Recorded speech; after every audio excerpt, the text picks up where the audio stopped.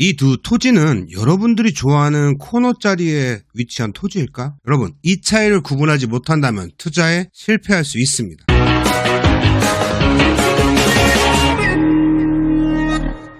갈피를 못 잡는 투자의 방향을 잡아드립니다. 안녕하세요. 콕바유의 공배준입니다. 누군가 여러분들에게 여기는 도로에 접한 토지입니다. 그리고 토지 이용 계획도를 보여주면서 여기 빨간색 선이 도로예요. 그렇기 때문에 이 토지는 코너짜리의 토지죠. 이런 말과 빨간 선만 보고 성급하게 투자하시는 분들 종종 계십니다. 또한 투자 시 사업의 기간을 제대로 이해하지 못한 채 곧 착공해요. 곧 보상 진행됩니다. 같은 말만 듣고 결정하는 경우도 많습니다. 여러분, 이런 방식으로는 절대로 성공적인 투자를 기대할 수 없어요. 그렇다면 투자의 성공 확률을 높이기 위해서 우린 무엇을 확인해야 할까요? 바로 첫걸음은 정보를 습득하는 겁니다. 정보를 분석하고 가능성을 따져보는 건 그 다음 문제죠. 그래서 오늘은 그 정보를 얻는 방법 말씀드리도록 하겠습니다. 이 정보에서 여러분들의 갈피를 못 잡는 투자의 방향을 잡으시길 바랍니다. 자, 그럼 가볼까요? 고고! 오프닝에서 보여드렸던 토지 이용 계획도입니다. 이 내용 자체만 보자면 도로에 접해 있어 코너 각지의 토지로 보이죠. 하지만 이렇게 토지 이용 계획만으로는 이 내용을 파악할 수 없습니다. 그럼 이걸 어떻게 판단할 수 있죠? 라는 의문이 생기실 텐데요. 이런 경우에는 설계 도면을 확인해야 정확한 판단이 가능해요. 그런 거는 전문가들만 보는 거 아닌가? 라고 생각을 하실 수 있지만 요즘은 옛날과 달리 대부분의 정보가 공개되어 있는 시대입니다. 문제는 어디서 이 정보를 찾아야 하느냐는 건데요. 오늘의 답은 바로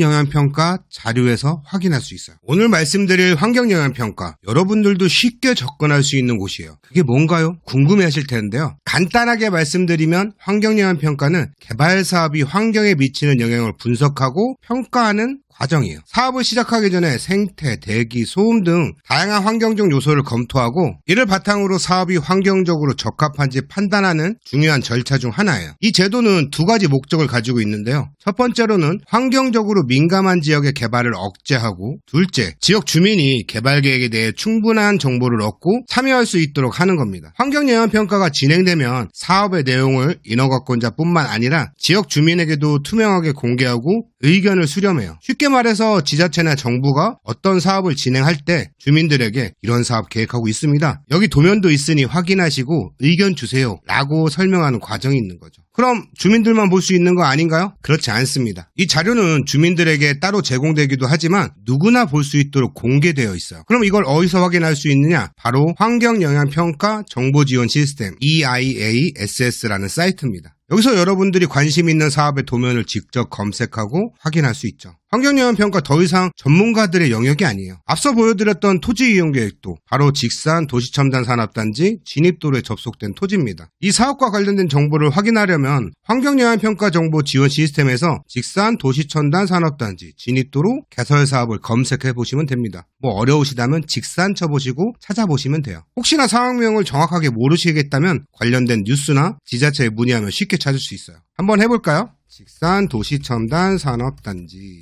이 사업은 소규모 환경영향평가에 해당되네요. 환경영향평가는 전략, 소규모, 환경, 사후, 사전 등 다양한 유형들이 있는데 이 부분은 조금 뒤에 자세히 다뤄볼게요. 자, 검색 후 사업의 정보를 클릭해서 들어가 보시면 원문 정보에 본안, 보안, 협의 의견 등이 보일 텐데요. 이 보안이나 협의 의견은 기존 본안에 환경적으로 문제가 있어 수정을 요청받은 내용이라 일반적으로 이 본안 정도만 확인하시면 충분합니다. 다만 사업의 내용에 변경사항이 있다면 이 자료는 꼭 확인하셔야 돼요. 본안에서 사업 계획이 일부 바뀌면 변경으로 해서 다시 평가를 진행해야 하기 때문이에요. 자, 이 본안에 들어가 보시면 다양한 항목들이 나오는데요. 보통은 사업 개요, 토지 이용, 지형 지질, 경관 정도만 보시면 됩니다. 이번 직산 도첨 진입도로 도면은 지형, 지질 항목에 있네요. 여러분들도 직접 도면을 확인할 수 있습니다. 이렇게 말이죠. 도면을 보는 방법은 별도의 영상에서 자세히 설명드리기로 하고요. 아까 첫 번째로 보여드렸던 토지 이용 계획에서는 이렇게 표시가 되어 있었어요. 북쪽으로 길이 나 있던 교차로 기억하시죠? 이 첫 번째 토지는 신호체계가 없는 모시사 교차로에 위치한 토지입니다. 이런 도로가 새롭게 개설되면 이러한 사거리 교차로에 있는 토지는 접근성이 좋아지면서 자연스럽게 가치가 상승하겠죠. 그럼 두 번째 토지는 어떨까요? 이 도면을 보면 아까 이렇게 해서 토지 이용 계획에서 남쪽으로 입구가 나와 있던 그거 기억하시죠? 여기 보시면 교차로가 아니라 뭐 부채도로가 되어 있고 밑에는 뭐 박스라고 해서 좀 표시가 되어 있네요. 그리고 아까랑 도면이 좀 달라요. 아까는 요렇게 왔다 갔다 할 수 있을 것 같아 보였는데 여기는 뭔가 길이 이렇게 연결돼서 이쪽으로 뒤쪽으로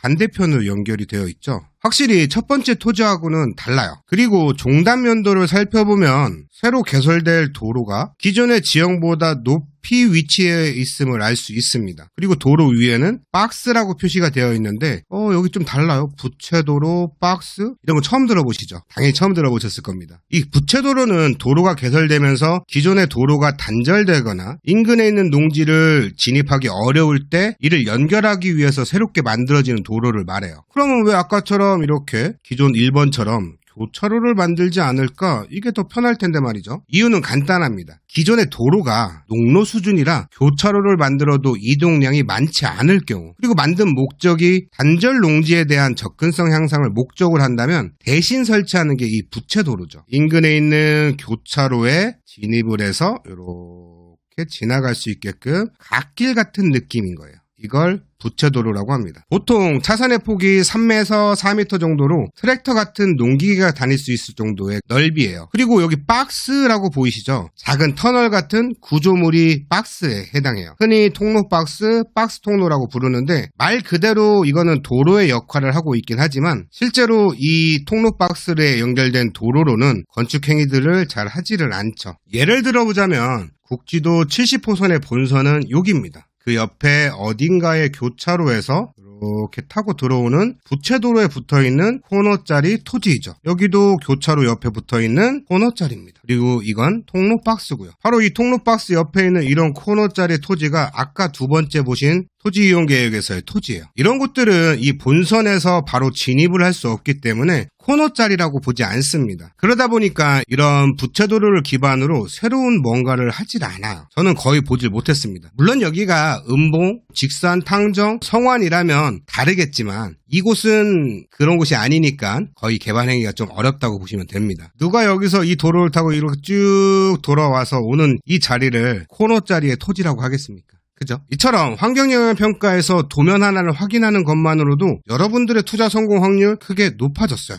물론 사업의 진행 단계에 따라 이런 도면 제공되지 않을 수 있습니다. 하지만 토지 투자를 고려 중이시라면 매수 전에 이런 자료를 찾아보고 확인해보는 것이 정말 중요하겠죠. 잠깐만요. 최근 은봉에 있는 대지 854평 공장이 평당 327만원, 총 28억 원에 낙찰되었어요. 무려 4명이나 응찰한 인기 좋았던 물건이에요. 해당 물건 좋습니다. 하지만 오늘 제가 소개해드릴 물건은 그 낙찰된 곳에서 차로 2분 거리에 있는 공장이에요. 대지 2,400평, 연면적 860평짜리 대규모 물건인데요. 가격이 얼마냐고요? 33억 원입니다. 평당 130만원짜리죠. 여러분, 경매보다 일반 매매가 더 좋을 때도 있어요. 그리고 은봉하면 뭐가 떠오르시나요? 바로 탕정이지구 도시개발사업 영향권이죠. 이 영향으로 주변에 북천안 IC 진입도로 인근에 개설 예정입니다. 은봉에서 공장 부지를 찾으려고 해도 매물이 없어요. 민간조성단지나 산업단지로 들어가려고 하면 토지만 평당 250만원 정도 하죠. 이렇게 좋은 기회 먼저 잡는 분이 임자예요. 주인분 마음 바뀌기 전에 서둘러 연락주세요. 자세한 내용이 궁금하시면 아래 연락처로 연락주세요.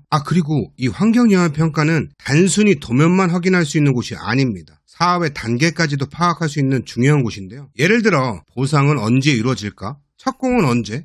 사업이 추진된다면 언제 되는 걸까? 같은 고민을 해결할 수 있습니다. 그렇다면 환경영향평가는 언제 하는 걸까요? 위에서도 말씀드렸지만 환경에 영향을 미치는 계획을 수립하거나 시행할 때예요. 참고로 2012년 이전에는 사전 환경성 검토란 절차가 있었지만 지금은 이 사전 환경성 검토가 전략 환경영향평가와 소규모 환경영향평가로 나뉘면서 이 사전 환경영향평가는 더 이상 시행되지 않습니다. 현재 환경영향평가는 전략 환경영향평가, 그냥 환경영향평가, 소규모 환경영향평가로 구분되고 이후 사업이 착공에 들어갔을 때는 사후 환경영향평가를 진행하게 되어 있어요. 국가나 지자체 계획 또는 규모가 크고 환경에 영향을 미치는 민간 사업들은 대부분 환경영향평가를 거친다고 보시면 됩니다. 자, 그럼 전략, 환경, 소규모 이런 걸 어떻게 구분하는 게 맞을까요? 일단 제가 사업의 단계를 간단하게 나눠볼까요? 사업에 대한 계획을 수립하기 위해서 하는 구상 단계가 있고요. 그리고 사업 시행을 하기 위한 행정적 단계가 있고요. 이 행정적 절차가 끝나면 보상하고 착공하고 준공하게 되는 거죠. 그래서 총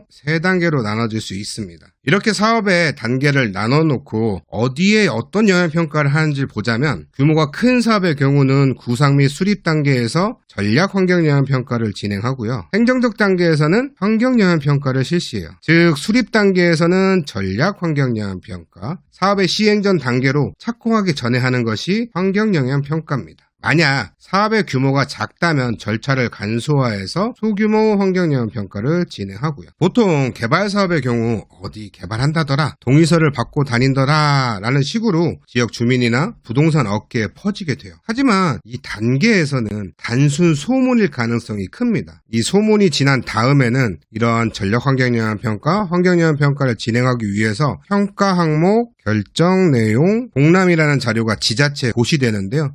이 자료 또한 환경영향평가 정보 지원 시스템에 등록이 돼요. 우리 이런 사업을 수립하려고 하는데 의견 주세요 라고 주민들에게 의견을 묻는 단계죠. 그리고 이 의견이 끝난다면 구상 단계에 돌입하게 돼서 전략 환경영향평가를 하는 거고요. 그리고 전략 환경영향평가의 초안 고난을 진행한 이후 다시 환경영향평가의 초안 본안을 진행하는 거죠. 이렇게 환경영향평가 본안까지 진행하게 되면 행정적 단계가 끝나 사업 승인, 실시계획 인가 절차로 넘어가게 되죠. 이후에 보상 착공, 준공 순서로 진행되겠죠. 이런 흐름을 이해하고 자료를 확인하면 투자나 개발에 대한 이해도가 한층 높아지겠죠. 그리고 소규모 환경영향평가는 이렇게 복잡하지 않고 바로 사업 승인 단계 넘어가고 보상 착공, 준공 단계에 진행하게 되는 겁니다. 토지 투자에서 중요한 포인트 중 하나는 어느 단계에서 투자할 것인가입니다. 일반적으로 소문이 있기 시작하고 그 이후에 계획에 대한 발표가 되었을 때 환경영향평가 결정 내용이 발표되고 전략 환경영향평가가 진행을 하게 되면 그 지가가 크게 상승하게 되고 그 이후에 행정적 단계를 지나 착공하기 전 그 이후 사업에 대한 인가, 허가가 떨어지고 그러면 다시 한번 쭉 오르고 그 다음 착공의 다음 단계에서 올라가는 시기인 거죠.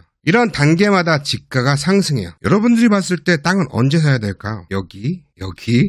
그리고 언제 팔아야 돼요? 여기. 근데 여러분들은 반대죠. 여기에 샀다가 여기쯤에 팔아버리죠. 그리고 다시 인가 떨어졌다는 소문을 늦게 듣고 또 여기서 사다가 착공 전에 팔아버리죠. 보통 사업이 발표하기 전에 이런 구상 단계에서는 아직 시장의 정보가 퍼지지 않은 만큼 큰 수익을 기대할 수 있지만 사업이 제출될 위험 부담도 크다는 특징이 있습니다. 진행 안 되면 다시 떨어지겠죠. 하이 리스크, 하이 리턴이라고 보시면 됩니다. 반면 착공이나 보상 단계에서는 이미 호재가 시장에 반영된 상태이기 때문에 저렴하게 매수하기 어려워 큰 수익을 기대하기는 어렵지만 안정적 수익 창출에 적합한 단계라고 볼 수 있습니다. 그럼 여기서 사야 돼요? 여기서 사야 돼요? 라고 여쭤보신다면은 이건 본인의 투자 성향에 따라 달라질 수 있습니다. 수익성, 안정성 이 두 가지 중 어느 것에 더 중점을 둘 건지 스스로 판단하는 거죠. 제가 팁을 하나 드리자면 저는 이 단계를 매우 좋아합니다. 그래서 이렇게 큰 수익을 노리고 구상 및 발표 단계에서 투자를 고려하신다면 유의될 점이 있어요. 반드시 출구 전략이 다양해야 돼요. 혹시나 사업이 지연되거나 중단되었을 때를 대비해서 그 지역에 새로운 계획이 수립될 가능성이 있는지, 이 지역이 성장축에 위치한 곳인지, 농지연금 같은 대안으로 활용할 수 있는지, 다른 용도로 전환할 가능성은 없는지 이렇게 출구 전략을 매수 전에